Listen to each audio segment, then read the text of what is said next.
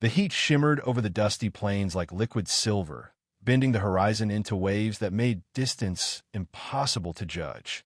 James Hartford wiped the sweat from his brow with the back of his hand and surveyed the damage to his water tower with a sinking feeling in his gut. The wooden structure had cracked during last week's relentless heat, splitting 3 boards clean through and sending precious water streaming into the thirsty earth below. His prize mare, Sable, a chestnut beauty worth more than most men earned in 5 years of hard labor, had nearly collapsed from dehydration before he noticed the steady leak draining the tower dry. "Damn fool luck," James muttered under his breath, kicking at the splintered wood near the base of the tower.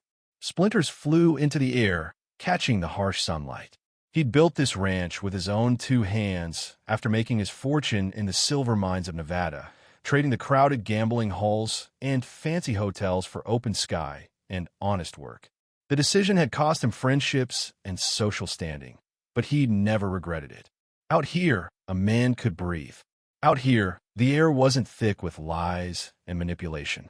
But even in this freedom, a man couldn't do everything alone, not when the summer sun beat down like a hammer on an anvil, turning the earth to powder and the wood to kindling.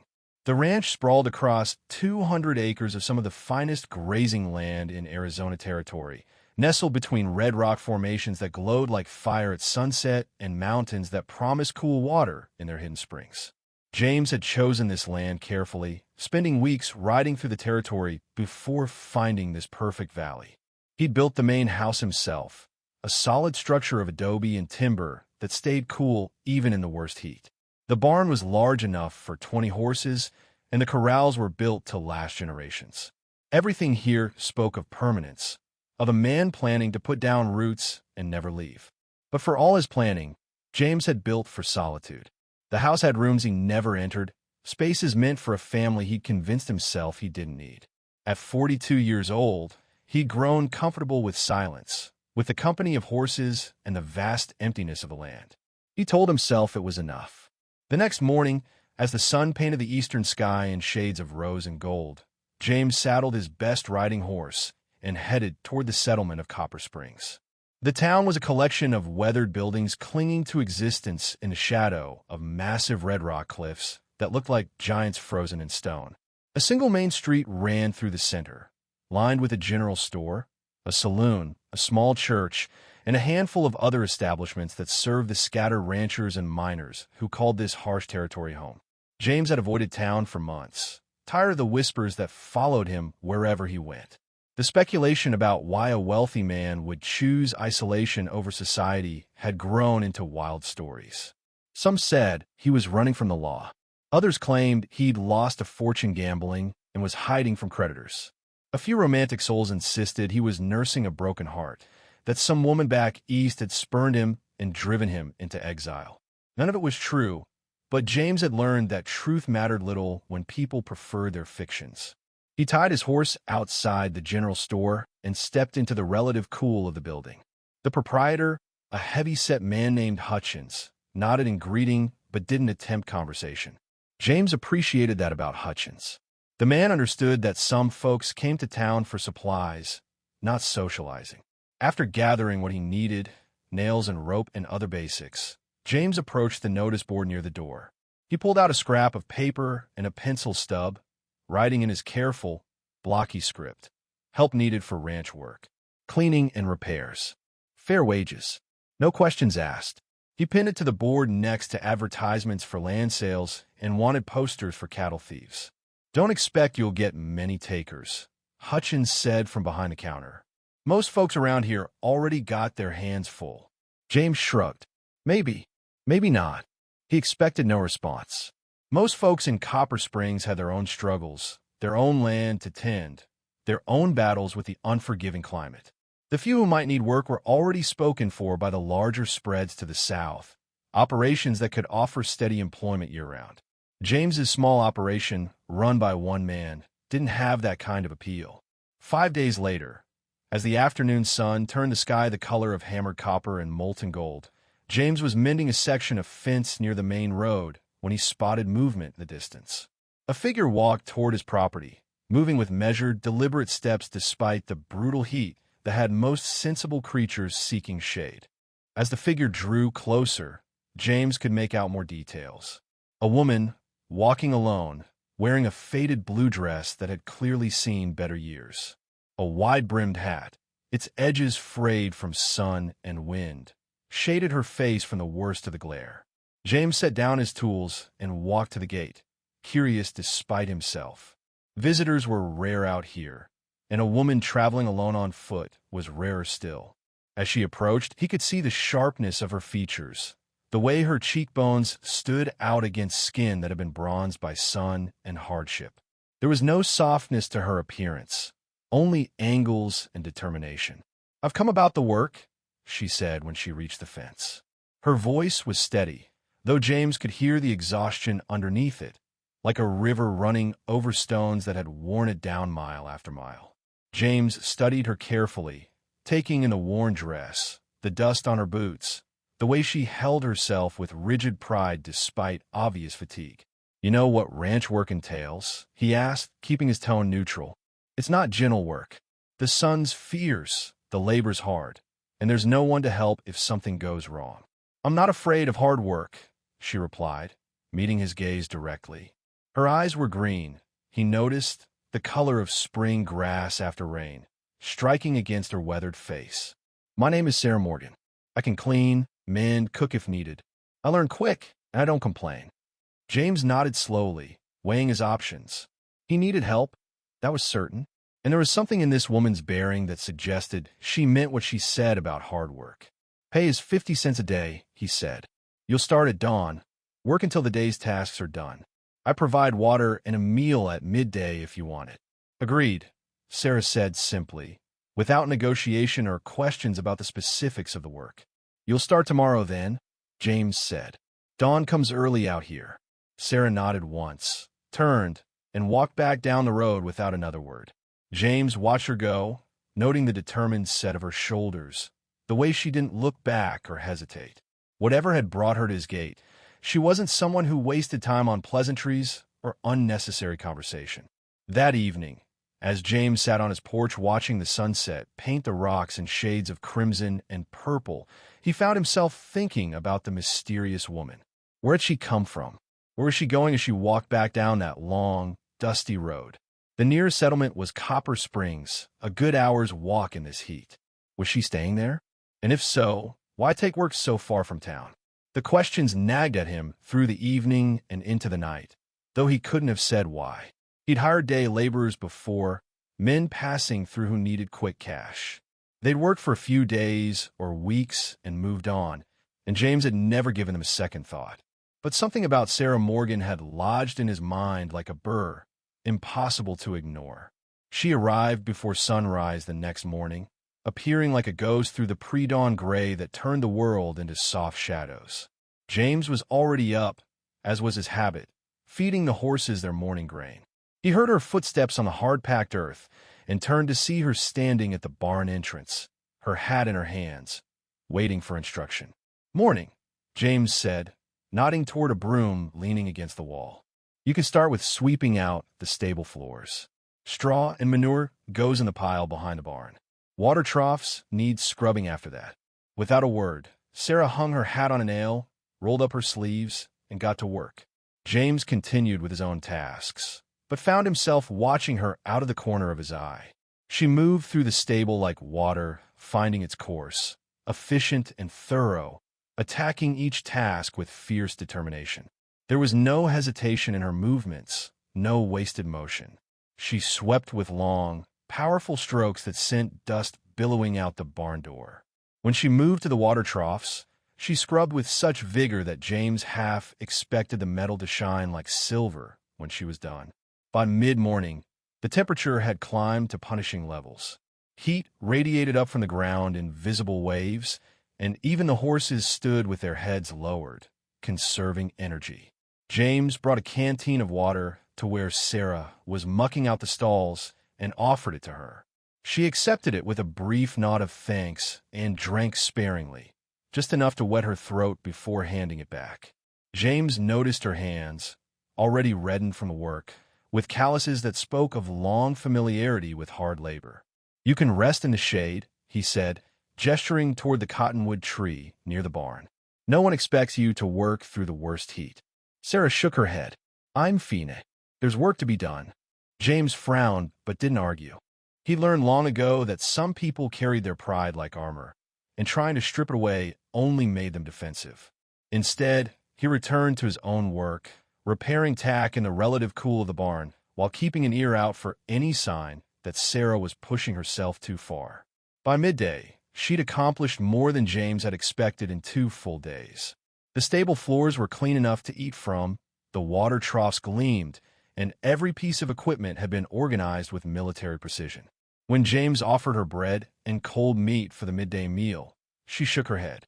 I brought something, she said, pulling a small cloth bundle from a pocket in her dress. Inside was a piece of hardtack and what looked like a withered apple. She broke the hardtack in half and ate only one piece, wrapping the other carefully and tucking it back in her pocket. James said nothing, but the gesture told him volumes. This was a woman who knew hunger, who rationed every scrap because she couldn't be certain where the next meal was coming from. The realization sat heavy in his chest. The afternoon passed in similar fashion. Sarah worked with relentless energy while James tried to focus on his own tasks and failed. He found his attention constantly drawn to her, to the way she moved, to the fierce concentration on her face, to the mystery of who she was and what circumstances had brought her to his gate. As the sun began its descent toward the western mountains, painting the sky in shades of amber and rose, Sarah rinsed her hands at the pump. The water ran brown with dirt and other things James preferred not to think about. She dried her hands on her skirt, tied her few tools in a cloth bundle, and prepared to leave. Same time tomorrow, she asked, her first words since morning. Same time, James confirmed, pulling out 50 cents from his pocket and pressing the coins into her palm. Sarah's fingers closed around the money with a grip that was almost desperate. She nodded once, turned, and started walking back down the road. James stood on his porch, watching her figure grow smaller against the vast landscape, wondering about the shadows he'd seen in her eyes, the hunger she tried to hide, the secrets she carried like stones in deep pockets. That night, the ranch house felt emptier than usual, and that was saying something. James sat at his long table, a table built to seat 12 but occupied by one, and ate a simple supper of beans and cornbread. The house was too quiet, too still. Every sound he made seemed to echo in the high-ceilinged rooms. He'd built this place to be a sanctuary from the chaos of his old life, but lately it felt more like a tomb. His thoughts kept returning to Sarah Morgan. There was something about her that he couldn't quite define, something that drew him in despite his preference for solitude. Perhaps it was the way she worked, with the desperation of someone who couldn't afford to fail. Perhaps it was the pride she wore like armor, refusing help even when she clearly needed it.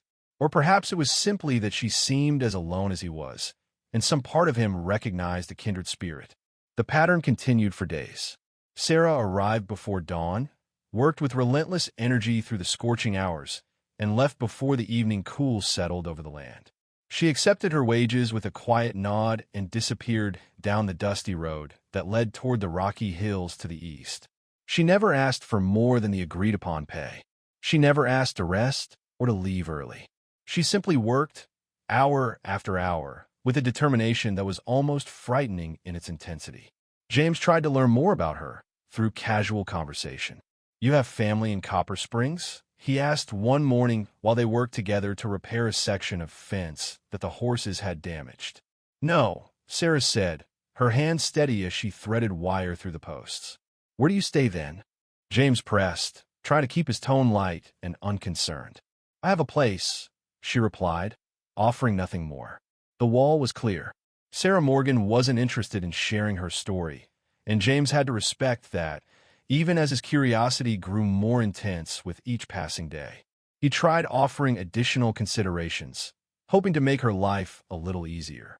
"There's a small cabin near the creek," he said one afternoon, gesturing toward the structure that sat empty and neglected at the edge of his property. "Just used for storage now, but it wouldn't take much to make it livable. Save you the walk each day. You could stay there, no charge." Sarah's jaw tightened. "The walk doesn't trouble me. It's a long walk in this heat," James persisted. "And come fall, when the rains start." "I said I'm fine," Sarah interrupted, her voice firm but not unkind. "I appreciate the offer, but I'm managing."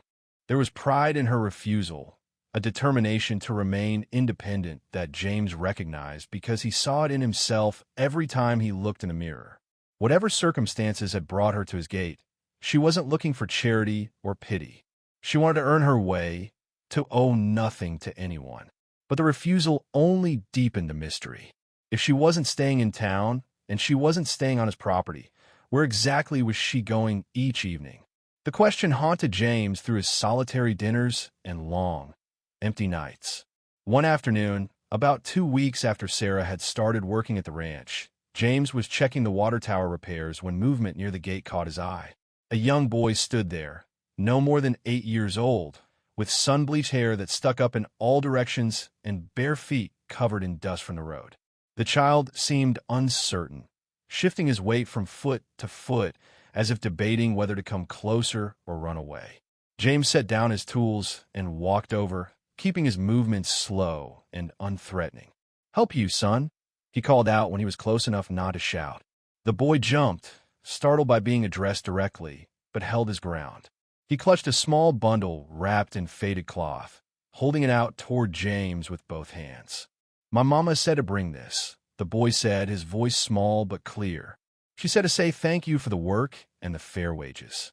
James walked to the gate and accepted the cloth bundle carefully, as if it were something precious.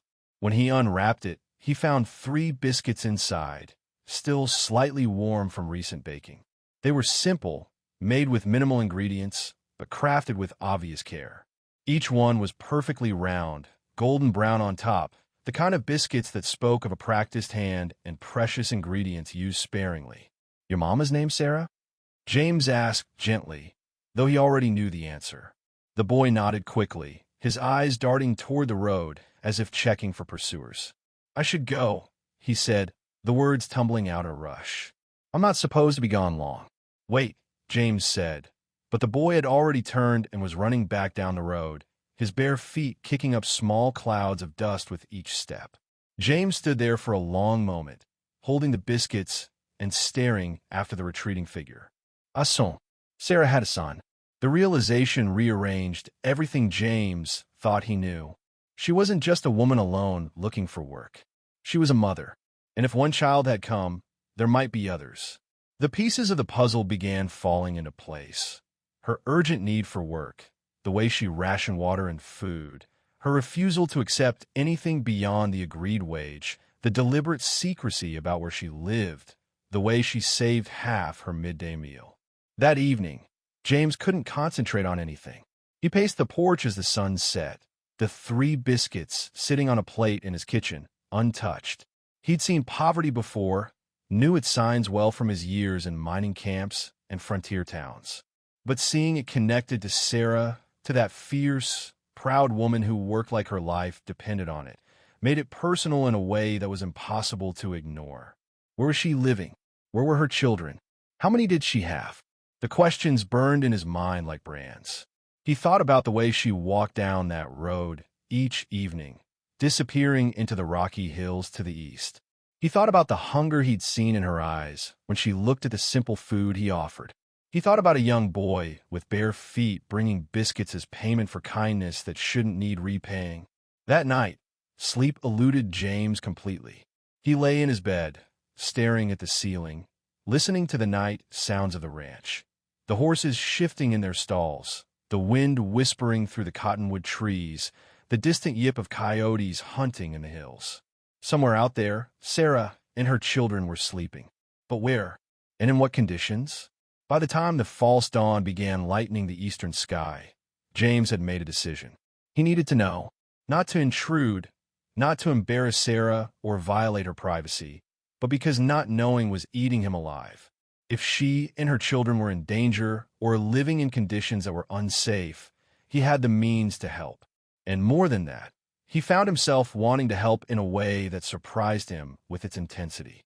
The following morning, Sarah arrived, as usual, appearing through the gray pre-dawn light like a spirit summoned from the desert itself. James was ready for her, having prepared more tasks than could reasonably be accomplished in a single day. He needed her to stay busy, needed her to have no reason to suspect what he was planning. "Morning," he said, nodding toward the barn. "I'm planning to clear out that storage cabin by the creek today. Thought I might fix it up, make it useful again. Could use your help sorting what's worth keeping and what's just taking up space." Sarah's hands paused briefly in the act of tying back her hair, then continued their work. "All right," she said simply. They worked together throughout the morning, emptying the small cabin of accumulated odds and ends that had collected over the years. James made a show of discovering things he'd forgotten. A sturdy table buried under old canvas, chairs that needed only minor repair to be serviceable, a bed frame that could be made good with fresh rope and a mattress. He watched Sarah's face carefully as they worked, looking for any sign of interest or longing, but she kept her expression carefully neutral. "Seems a waste to let this sit empty," James said as casually as he could manage, testing the strength of the table they'd just uncovered. "Good bones to this place. A family could make real use of it." Sarah's back stiffened slightly, but her voice remained even. "I suppose they could. You know anyone who might need a place?" James pressed gently, knowing he was walking a fine line between offering help and overstepping bounds. "I'd rent it fair, or maybe work out an arrangement with labor if cash is tight."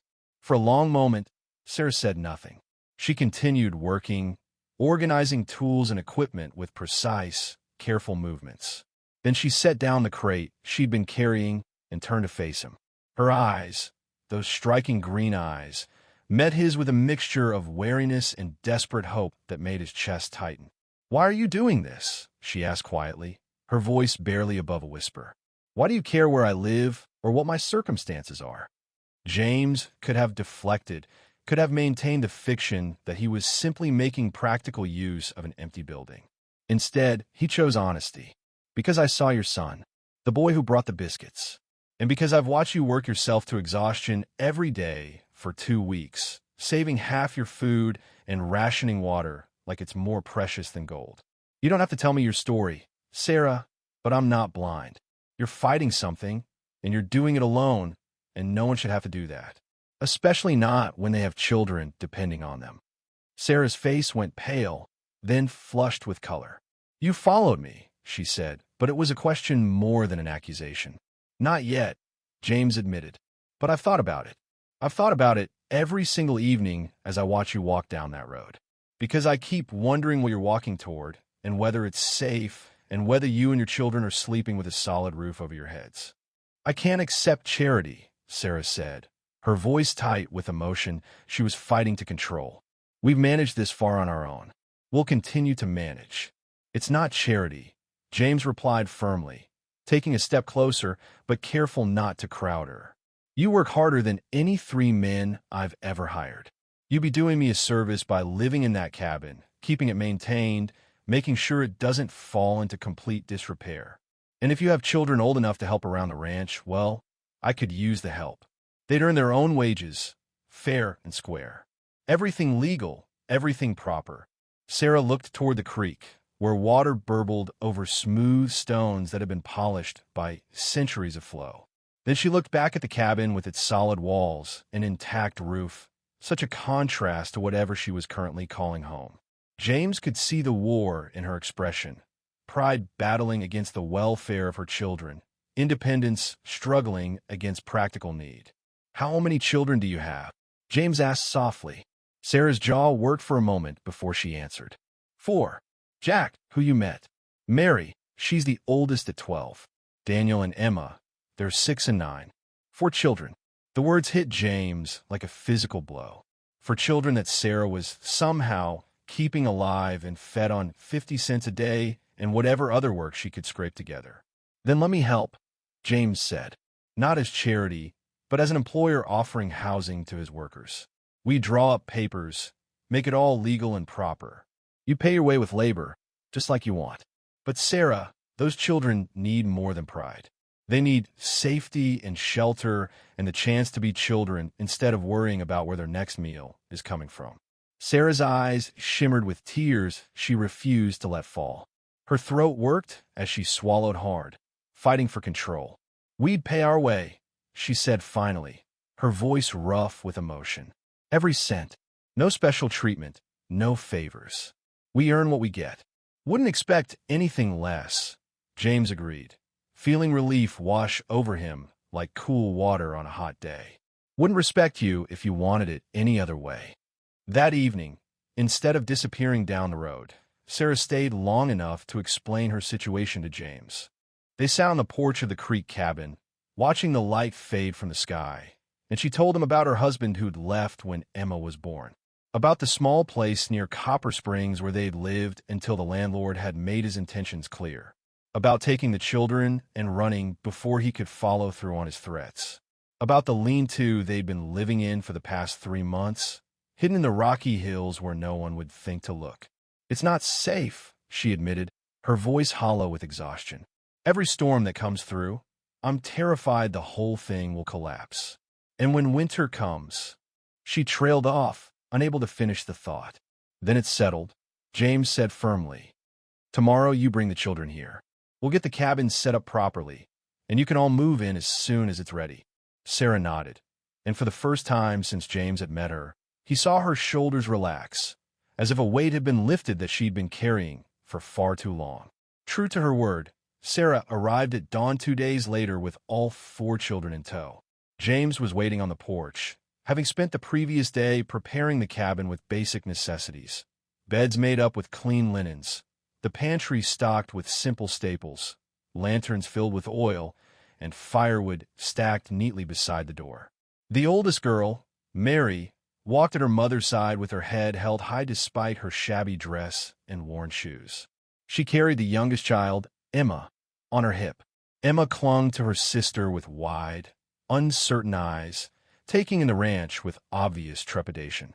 Daniel and Jack walked hand in hand behind their mother, their faces showing a mixture of hope and wariness that broke James's heart. These were children who'd learned not to trust easily, who'd been disappointed before and were bracing for disappointment again. This is Mr. Hartford, Sarah told them, her voice gentle but firm. We'll be helping him with the ranch, and we'll be staying in the cabin by the creek. You'll work hard, mind your manners, and earn your keep. Understood. 4 voices chorused agreement, though their eyes remained uncertain as they looked at James. He crouched down to their level, making himself less imposing. Your mama's the hardest worker I've ever met, he said, his voice gentle. A figure that didn't come from nowhere. You all show me half her determination, and we'll get along just fine. He looked at Emma. You like animals? Emma nodded shyly, her thumb creeping toward her mouth before Mary gently pulled it away. Well, I've got chickens that need tending, James said. Think you can handle that? Emma's face lit up with the first real smile he'd seen. I used to feed chickens at our old house, she said softly, before we had to leave. Then the job's yours, James said. He turned to Daniel. And I could use someone to help fetch water and split kindling. Interested? Daniel straightened up, trying to look older than his 6 years. Yes, sir. I'm real strong. I can see that, James said seriously. He looked at Jack. And you want to learn about horses? Jack's eyes went wide with excitement. Really? You teach me. If you're willing to learn, James confirmed. Finally, he looked at Mary. And I could use someone to help keep the house organized and manage the supplies. That's an important job. Think you can handle it? Mary looked at her mother, who nodded encouragingly. I can do that, Mary said, her voice quiet but confident. James stood and gestured toward the creek cabin. Let me show you where you'll be staying. The children followed him down the path to the cabin, their eyes growing wider with each step.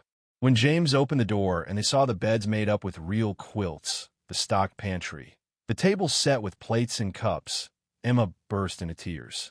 Daniel wrapped his arms around his mother's waist. Jack just stood in the doorway, frozen with disbelief. Mary's hand flew to her mouth. This is all for us, she whispered. This is all for you, James confirmed. Welcome home. Sarah's eyes filled with tears, but she blinked them back quickly, maintaining her composure. Children, what do we say? Thank you, Mr. Hartford, they chorused. You're welcome, James said. Now you all get settled in. Tomorrow we'll start figuring out what jobs suit who. But today is for making this place yours. The days that followed established a new rhythm at the Hartford Ranch.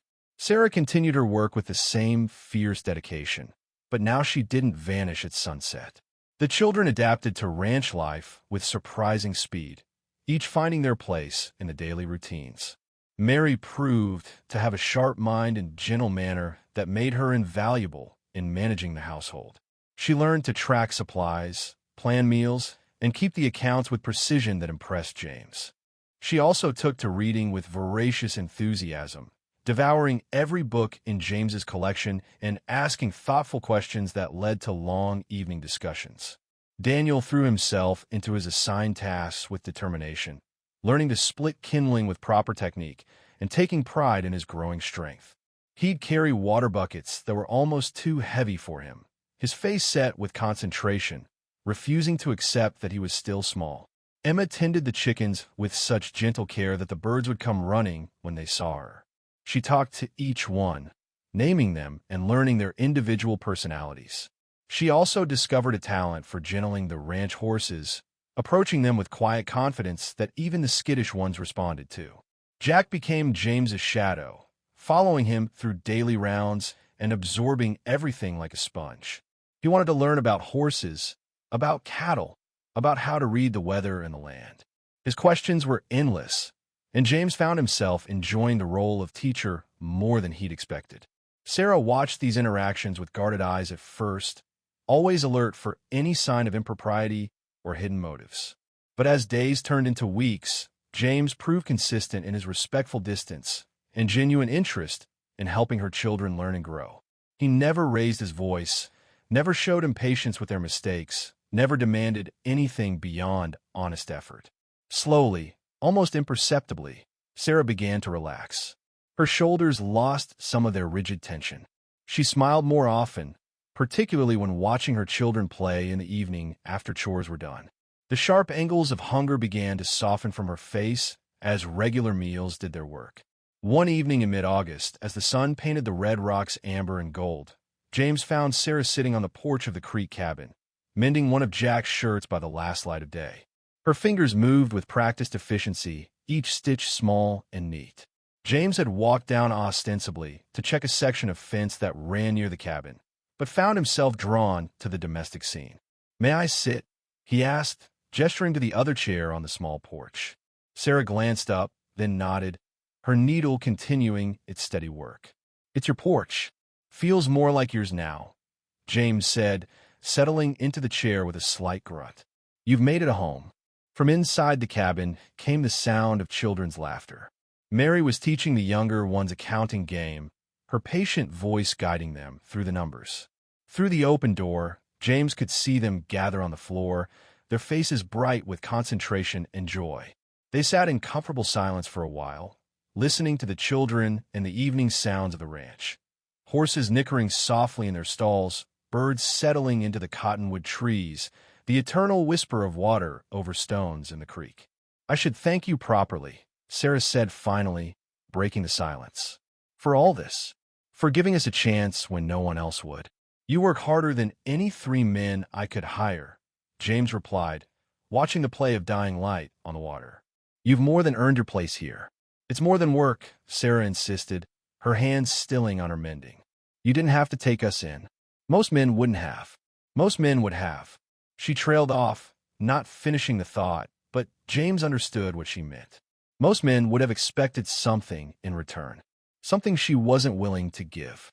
"I'm not most men," James said quietly. Sarah looked at him then, really looked at him, her green eyes searching his face for something she couldn't name. "No," she agreed softly. "You're not." The moment stretched between them, heavy with words unsaid and feelings neither was quite ready to acknowledge.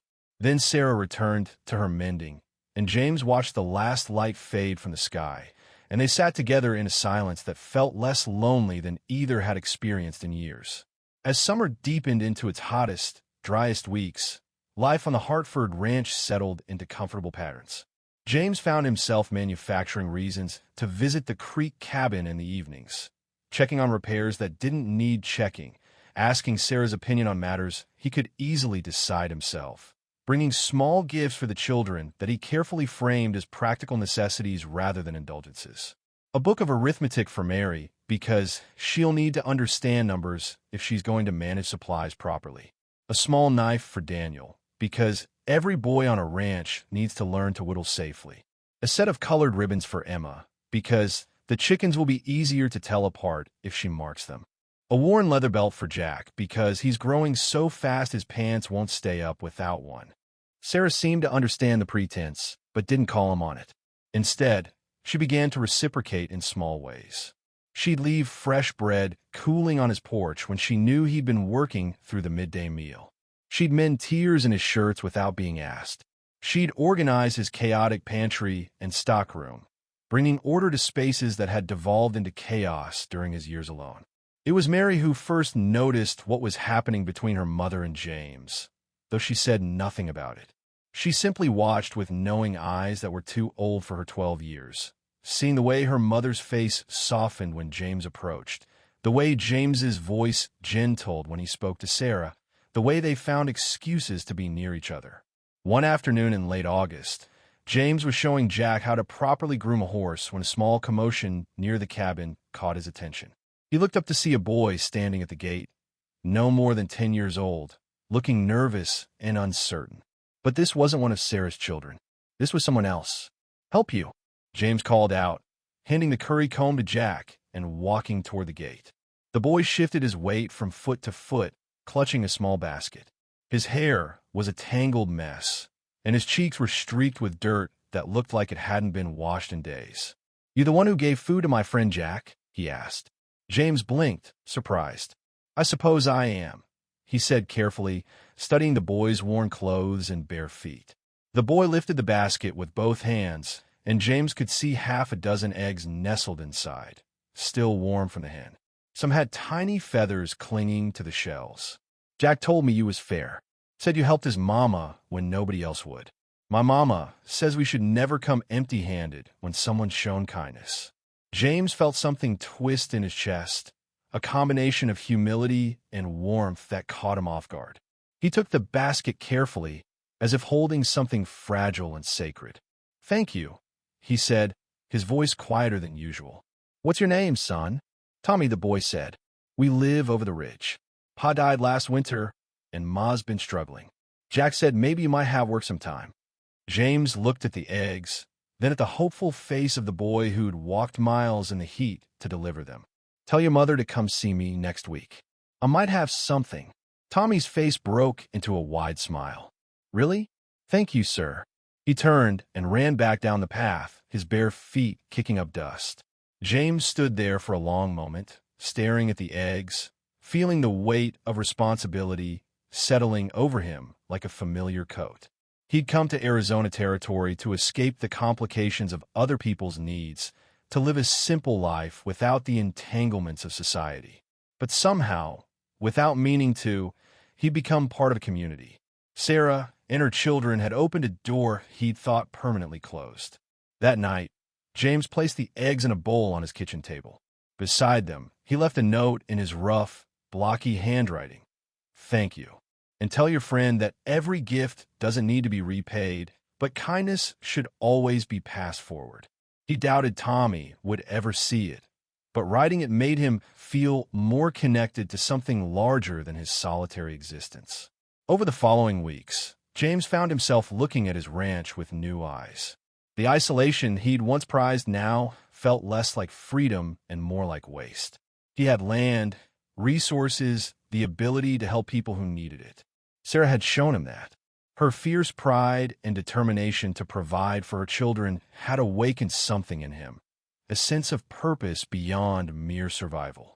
He began waking earlier than before, not because chores demanded it, but because he wanted to. He wanted to see the cabin lights come on as Sarah rose to start her day. He wanted to hear the children's voices as they emerged from morning chores. He wanted to be part of the life that had bloomed on his ranch like desert flowers after rain. Sarah noticed the changes in him, though she said nothing at first. But one evening in early September, as the worst heat finally began to break and cool air drifted down from the mountains, she stayed behind after the children had gone to bed. She found James on the porch of the main house, watching stars emerge in the darkening sky. "May I join you?" she asked, standing at the base of the porch steps. "Please," James said, gesturing to the chair beside his. Sarah climbed the steps and settled into the chair, pulling her shawl around her shoulders against the cooling air. For a long moment, neither spoke, content to watch the night deepen and listen to the sounds of the ranch settling into sleep. "I never thanked you properly," Sarah said finally, her voice soft in the darkness, "for everything you've done for us." "You've thanked me 100 times," James replied, keeping his eyes on the stars. "You don't need to keep doing it." "I'm not talking about gratitude," Sarah said, and something in her tone made James turn to look at her. "I'm talking about something else, something I'm not sure how to name." James felt his heart begin to beat faster, but he kept his voice steady. "What do you mean?" Sarah was quiet for a moment, gathering her thoughts or perhaps her courage. When she spoke again, her words came slowly, carefully chosen. "When we married, when I agreed to come here, it was purely practical. A transaction. You needed help with the ranch, and I needed safety for my children. I never expected." She paused, searching for words. "I never expected to feel like this place was home. Like you were." She trailed off, unable or unwilling to finish. "Like I was what?" James prompted gently. Sarah turned to face him, and even in the dim light from the stars, he could see the vulnerability in her expression. "Like you were someone I could trust, someone I could care about." The words hung in the air between them, weighted with meaning and possibility. James felt something shift in his chest, like a lock finally turning after years of being stuck. "Sarah," he said quietly, "I've been in love with you since the day you showed up at my gate, too proud to ask for help, but brave enough to do what needed doing for your children. I offered you this arrangement to keep you safe, to give those kids a chance at a better life. But somewhere along the way, it stopped being about obligation and started being about—" He paused, searching for the right words. "About wanting to wake up every morning and know you're here. About wanting to watch your children grow up. About wanting to build something real with you, if you'll have me." Sarah's eyes filled with tears that caught the starlight. "You mean that? You're not just being kind." "I've never been more serious about anything in my life," James said, reaching out to take her hand. Her fingers were rough from work, warm and strong, and they fit perfectly in his. "I know this started as a practical arrangement, but Sarah, it's become so much more than that. At least for me." "For me too," Sarah whispered, and then she was leaning toward him, and James was meeting her halfway, and their first kiss was gentle and tentative and full of promise. They sat together on that porch for hours, talking quietly about the future they might build together. Sarah spoke of her fears, of having trusted before and been betrayed, of worrying that happiness might be snatched away just when she'd learned to believe in it again. James spoke of his years of isolation, of believing he was better off alone, of discovering that the walls he'd built to protect himself had really just been prison bars. "I want to do this right," James said as the night deepened toward dawn. "Not just a business arrangement, but a real marriage, a real family. If that's what you want to." "It is," Sarah said, squeezing his hand. "But, James, you need to know, I come with complications. For children, a past I'm not proud of, and an ex-husband who might still cause trouble." "I know," James said, "and none of it changes how I feel." "He might come looking for us," Sarah continued, her voice tightening with old fear. "Raymond Morgan isn't the type to let go of something he thinks belongs to him. Even if he doesn't want us, he won't like the idea of someone else having us." "Let him come," James said, his voice hardening. "This is my land, and you're under my protection. He'll have to go through me to get to you or those children." Sarah looked at him with a mixture of gratitude and worry. "I don't want you to have to fight my battles." "Too late," James said with a slight smile. "Your battles became mine the moment I decided I couldn't stand seeing you walk down that road alone every evening. We're in this together now, Sarah, for better or worse." The phrase echoed wedding vows, and both of them heard it. Sarah smiled, tears streaming down her face, and leaned her head against James's shoulder. They sat like that until the first light of dawn began to paint the eastern sky in shades of pink and gold. The days that followed were filled with a new kind of joy. James and Sarah grew more comfortable with each other, their relationship shifting from employer and employee to something deeper and more complex. They were partners now, in every sense of the word. They made decisions together about the ranch, about the children, about their future. The children noticed the change and responded with cautious optimism. Mary watched her mother smile more often and seemed to relax her vigilant guardianship of her siblings. Jack glowed under James's attention, soaking up knowledge and affection with equal enthusiasm. Daniel and Emma grew more confident, less worried that this good fortune might suddenly evaporate. But the peace was fragile, and both James and Sarah knew it. The shadow of Raymond Morgan hung over their happiness like a storm cloud on the horizon. The storm broke late one afternoon in October, just as James had feared it might. He was working in the barn, showing Jack how to properly maintain a saddle, when he heard the sound of approaching horses. 3 riders came up the road at a steady pace, and James recognized trouble before they even reached the gate. The man in front was broad-shouldered with a mean grin that split his weathered face. He had the look of someone who enjoyed other people's fear, who drew strength from intimidation. James didn't need to be told who this was. Everything about the man screamed Raymond Morgan. James stepped out of the barn, positioning himself between the riders and the cabin where Sarah was helping Mary with lessons. "This is private property," he called out. "State your business or move along."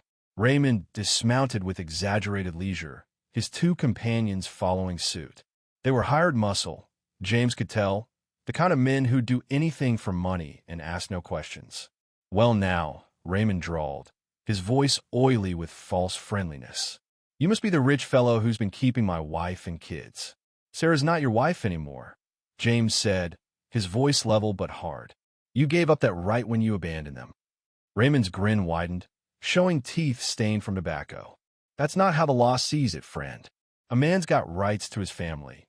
Rights that don't go away just because some wealthy do-gooder decides to play hero. I'll come to collect what's mine." "They're not property," James said flatly. "And they're not going anywhere with you." "We'll see about that," Raymond said, pulling a folded paper from his coat. He waved it mockingly. "Got a legal document here, says different." Judge over in Prescott agreed that a father's got rights to his offspring. Now, I'm a reasonable man. I don't particularly want the burden of 4 brats and a woman who's more trouble than she's worth. But information has value, you understand. Someone who wanted to know where they might find a certain family. Well, that information might be worth something. Say $500. James felt rage simmer in his gut, but he kept his voice calm. "You're trying to extort money by threatening to sell information about children's whereabouts. That's low even by frontier standards." Raymond shrugged. "Call it what you want. Point is, I've got rights, and I've got information that certain people might pay for. Unless, of course, you'd like to make it worth my while to forget I ever saw them." Before James could respond, Sarah's voice cut through the tension like a blade. "You'll get nothing from us, Raymond." She stood on the porch of the cabin, her posture rigid with anger and fear.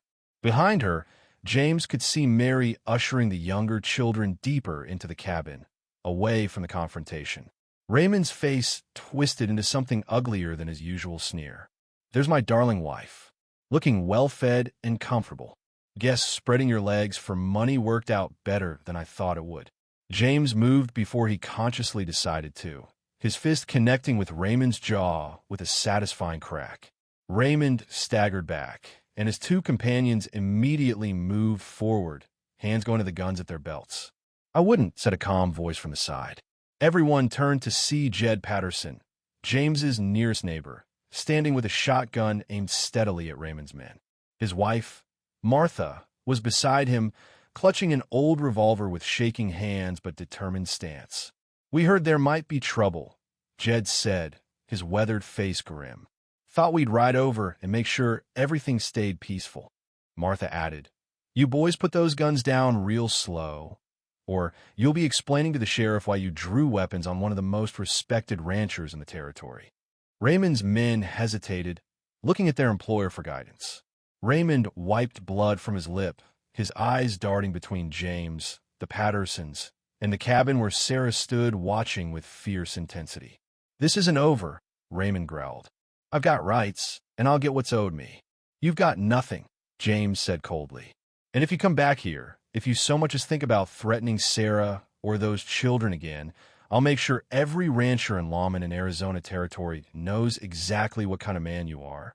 Horse thieves hang in this territory, and extortionists don't fare much better. You're threatening me? Raymond snarled. I'm making you a promise, James replied. Leave now and don't come back. That's the only offer you're going to get. For a long moment, the scene held in tense stillness. Then Raymond spat blood on the ground, turned, and mounted his horse. His men followed quickly, and within moments they were riding back down the road, leaving dust and threats hanging in the air. Jed lowered his shotgun, but didn't uncock it. That's going to come back on you, he said quietly. Men like that don't forget.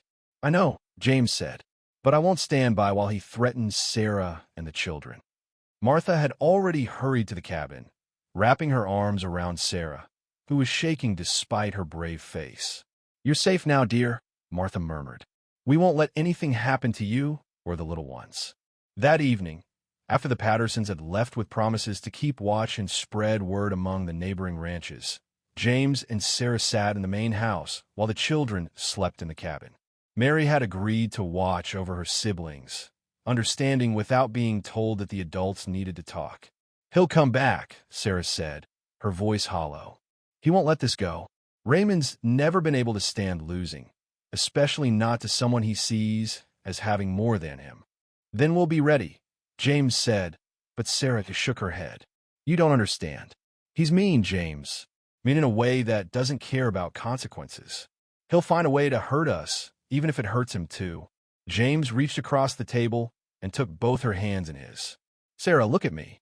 When she met his eyes, he continued, I'm not going to let him take you or the children. I don't care what papers he claims to have or what threats he makes. You're under my protection now, and I keep my promises. But how? Sarah asked desperately. The law favors fathers, even worthless ones. If he goes to a judge, then we'll go to a judge first, James interrupted. We'll make this official and legal in a way he can't challenge. Sarah stared at him, not understanding. What do you mean? James took a deep breath, knowing what he was about to propose would change everything. Marry me, Sarah, not just in our hearts, but legally. As my wife, you'd have different legal standing, and I could adopt the children, make them legally mine. Raymond would have no claim on any of you. James, you can't, Sarah began, but he squeezed her hands gently. I can, I want to. Sarah, I'm not proposing this just to protect you, though that's part of it. I'm proposing because I love you, because I want to wake up every morning and know you're mine and I'm yours, because I want to be a father to those children, to watch them grow up and have chances they'd never get otherwise, because I want to build a real family with you, not just a practical arrangement. Tears streamed down Sarah's face, but for once she didn't try to hide them. Are you sure? Once you do this, you'll be tied to all my problems, all my past mistakes. Your past made you who you are, James said firmly. And who you are is someone brave and strong and fierce in protecting the people you love. I'd be honored to stand beside you, Sarah, to face whatever comes together. Sarah was quiet for a long moment, tears falling onto their joined hands. When she finally spoke, her voice was steady despite the emotion. Then yes, I'll marry you, James Hartford. Not because I need protection, though I do, but because somewhere in these past months, I fell in love with you.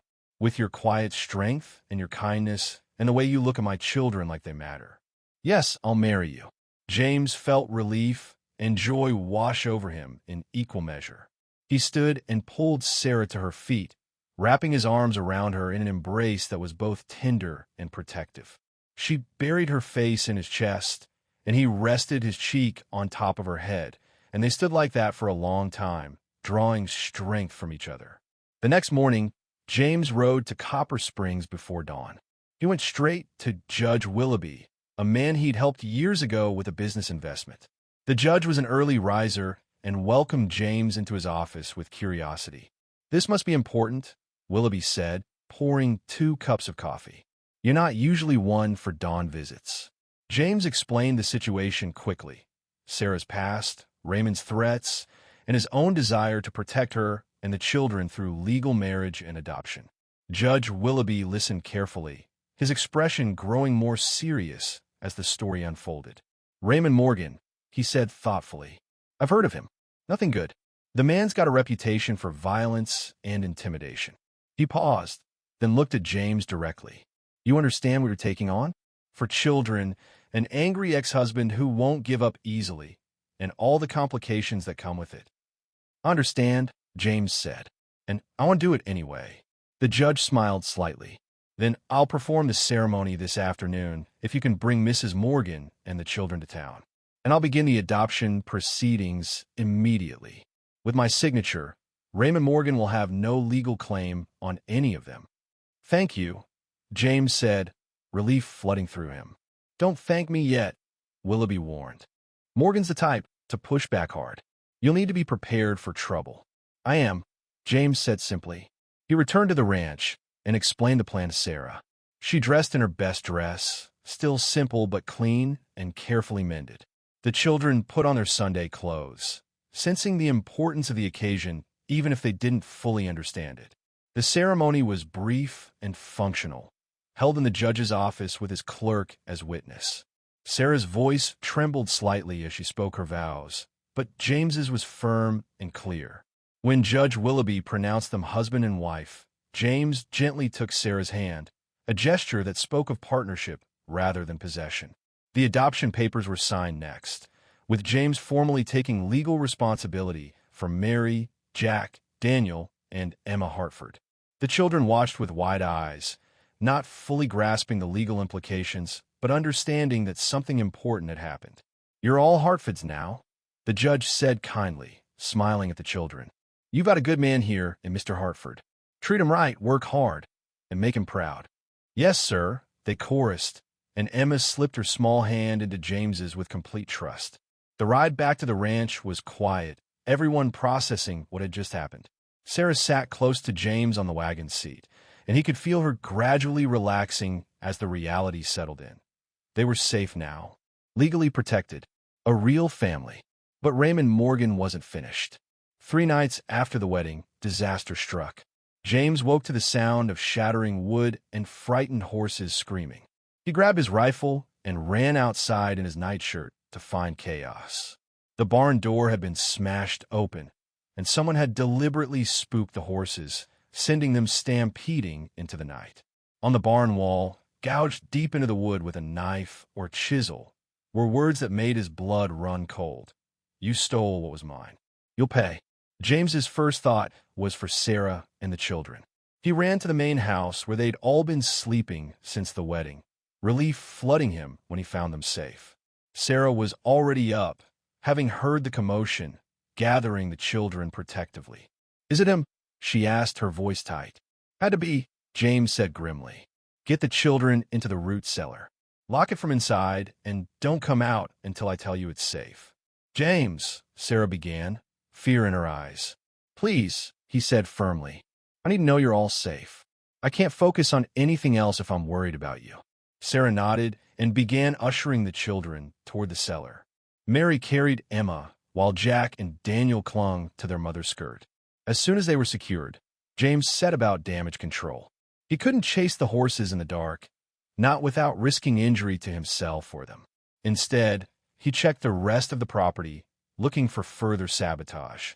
He found the water tower had been tampered with, the supports weakened so it might collapse with the next strong wind. A fire had been started near the hay storage, but had burned out before catching properly. Raymond had been thorough and vindictive, trying to destroy everything James had built. At first light, James organized a search party. Jed Patterson arrived with several other neighboring ranchers, all of them grim-faced and armed. They tracked the scattered horses, finding most of them within a few miles, spooked but unhurt. 3 of the best horses, including Sable, were missing entirely. It was young Tommy, the boy who'd brought eggs weeks before, who brought the crucial information. He'd seen 3 men driving horses toward the canyon pass that led out of the territory. One of them matched Raymond Morgan's description perfectly. "Horse theft," said Sheriff Coleman when James reported to him in town. "That's a hanging offense in Arizona territory. If we can catch him with the animals, we've got him dead to rights." The posse that rode out included James, the sheriff, Jed Patterson, and 4 other armed men. They tracked Raymond and his accomplices for 2 days, finally cornering them in a box canyon with the stolen horses. The confrontation was tense but brief. Raymond saw the odds and the determination in the faces of the men surrounding him. His 2 accomplices threw down their weapons immediately, but Raymond hesitated, his hand hovering near his gun. "Don't be stupid," Sheriff Coleman said calmly. "You're caught. Horse theft is a hanging offense, but if you come peaceful, we might see about prison instead." Raymond's face twisted with rage and hatred. He looked directly at James. "You think you've won? You think a piece of paper makes those kids yours? I'll get out eventually. And when you do, I'll still be there." James interrupted quietly. "And they'll still be mine. Not because of paper, but because I love them and they love me. That's something you never gave them, Raymond. Love. You only ever saw them as burdens or commodities. So yeah, I did win. And so did they." Raymond lunged forward, but Sheriff Coleman was faster, restraining him quickly. Within minutes, all 3 men were bound and being led back toward Copper Springs. The trial was swift. Multiple witnesses testified to seeing Raymond on Hartford property the night of the sabotage. The stolen horses were recovered and identified. Raymond Morgan was sentenced to 7 years in the territorial prison for horse theft, destruction of property, and attempted extortion. As the wagon carried him away to prison, Raymond shouted curses and threats, but they were empty sounds now, the impotent rage of a man who'd gambled everything and lost. Sarah stood on the porch of the ranch house, James's arm around her shoulders, and watched until the wagon disappeared from view. "It's really over?" she whispered, almost afraid to believe it. "It's really over," James confirmed, pulling her close. The children emerged from inside, where Mary had been keeping them occupied. Jack ran to James first, throwing his arms around his waist. "Are we safe now? Is he gone for good?" "He's gone," James said, ruffling the boy's hair. "And yes, you're safe. All of you." Emma came next, then Daniel, until James was surrounded by children, all seeking reassurance. Mary stood slightly apart, trying to maintain her mature composure, but James saw the relief in her eyes. "Come here, Mary," he said gently, extending his free arm. She hesitated only a moment before joining the group embrace, and Sarah wrapped her arms around all of them, and they stood like that on the porch, a family finally safe from the storms that had threatened to tear them apart. The months that followed were a time of healing and growth. The ranch prospered under their combined efforts. James taught the boys the business side of ranching, while Sarah's practical wisdom improved their daily operations. Mary continued her education, reading voraciously and helping manage the household with skill beyond her years. Emma's gift with animals became invaluable as James began breeding horses more seriously. Sarah moved fully into the role of wife and partner. She transformed the big, empty house into a real home, filling it with warmth and life and laughter. Rooms that had stood closed and silent for years were opened, cleaned, and repurposed. The formal dining room became a family gathering space. The unused bedrooms became spaces where each child could have privacy and comfort. James discovered he had a talent for fatherhood. He loved watching the children grow and learn, loved being sought out for advice or comfort, loved the feeling of being needed in a way that had nothing to do with money or business. When Daniel brought him a bird with a broken wing and asked if they could fix it, James spent an hour carefully splinting the tiny limb. When Emma had nightmares about Raymond coming back, James sat by her bed and told her stories until she fell asleep feeling safe. When Jack struggled with reading, James worked with him patiently every evening until the letters began to make sense. When Mary asked hesitant questions about her future, about whether she might one day go to school in a city, James promised they'd find a way to make it happen. Sometimes, on quiet evenings, James and Sarah would sit on their porch and watch the children play in the yard, chasing fireflies or playing games in the cooling dusk. They'd marvel at how far they'd come, from desperate strangers to this, a real family, built not from blood alone, but from choice and love and commitment. "Do you ever regret it?" Sarah asked one such evening, her hand tucked into James's. "Giving up your quiet, solitary life for all this chaos?" James pulled her close, pressing a kiss to her temple. Not for a single moment. I thought I was living before, Sarah, but I was just existing, going through motions without purpose. This, he gestured toward the children, toward the house glowing with lamplight, toward the land they'd built their life on. This is real life. Messy and complicated and sometimes difficult, but real. And I wouldn't trade it for anything. Sarah leaned her head on his shoulder, content in the warmth of his embrace. I love you, James Hartford. I love you too, Sarah Hartford. As the sun set over the red rock hills of Arizona Territory, painting the sky in shades of copper and gold and deep purple, the Hartford family sat together in the home they'd built. Not just a physical structure of wood and adobe, but a true home built on foundations of trust and respect and love. Years would pass, bringing their own challenges and joys. The children would grow, pursuing their own dreams while always knowing they had a home to return to. The ranch would continue to prosper, becoming one of the most successful operations in the territory. But more importantly, it would become known as a place where people in need could find help, where children like Sarah's once could find safety and second chances. James and Sarah's story would become part of local legend. The wealthy rancher and the desperate mother who found each other during the brutal summer heat, who built a family from nothing but determination and love, who proved that home wasn't about blood or obligation, but about choosing each other every single day. But that evening, sitting on their porch with the sounds of their children's laughter filling the air, they weren't thinking about legends or the future.